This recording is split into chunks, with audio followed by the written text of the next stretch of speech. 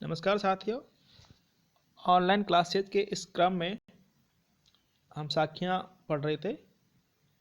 आगे देखते हैं। बीए प्रथम वर्ष प्रथम प्रश्न पत्र। कबीर चित्त चमकियाँ चहु दिसि लागी लाए, हरि सुमिरन हाथों घड़ा बेगे लेहु बुझाई।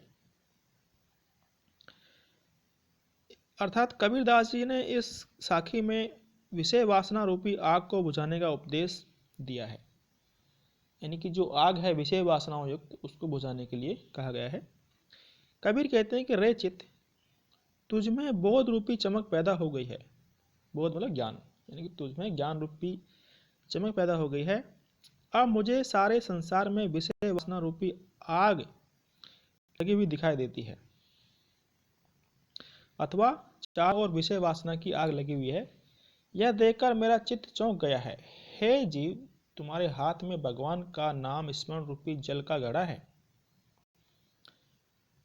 तुम उससे इस विषय वासना रूपी आग को शीघ्र बुझा दो। अर्थात एक तरह से इसमें रूपक अलंकार है।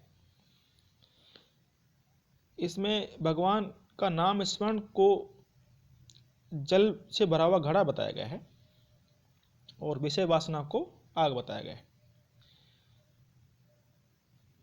इसमें विशेषता की यह विशेष बात क्या है?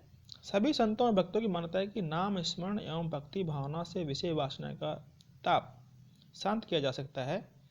साधक भक्त सदा ऐसा ही करते हैं। इसमें अनुप्रास एवं रूपक अलंकार प्रयुक्त हुए हैं। अब देखिए, वो तो ये साखियाँ ली थी अपन ने सुमिरन को अंग से। अब लेते हैं विरह को अंग। यानी कि विरह की दशा में, यानी कि वियोग की दशा में जीवात्मा की परमात्मा से वियोग की दशा में क्या स्थिति होती है। देखो, अंबर कुंजा कुरलियाँ गर्जी भरे सब ताल, जिनके गोविंद बिछुटे तिनके कौन हवाल। अंबर मतलब आकाश, कुंजा मतलब कुर्ज पक्षी होता है, कुरलिया मतलब करुण क्रंदन करने वाला, ताल का मतलब होता है तालाब। प्रस्तुत साखी कबीरदास जी के विरह को अंग से ली गई है। इसमें जीवात्मा की विरह वेदना का वर्णन किया गया है। यानी कि जीवात्मा जब परमात्मा से अलग रहती है तो उस समय उसको क्या क्या वेदनाएं होती है, उसका वर्णन इसमें किया गया है। देखिए, कबीर कहते हैं कि आकाश में कुर्ज पक्षी अत्यधिक वेदना से कूक रहा है, करुण क्रंदन कर रहा है। उसने अपनी करुण व्यथा की ध्वनि से सारे तालाबों को गुंजायमान कर दिया है। यानी कि जो उसकी जो करुण क्रंदन है, उससे जो उसकी ध्वनि है, उससे सारे तालाब जो हैं गुंजायमान हैं। जब एक रात के लिए बिछुड़ने पर कुर्ज पक्षी की यह दशा होती है तो जीवात्मा अनंत जन्मों के लिए परमात्मा से बिछुड़ गई है।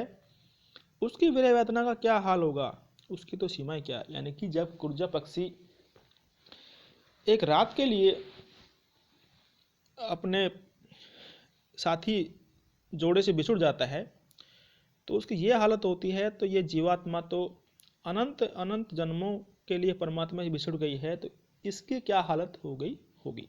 यानी कि बहुत विकट स्थिति। इसका एक अन्य अर्थ ये भी है कि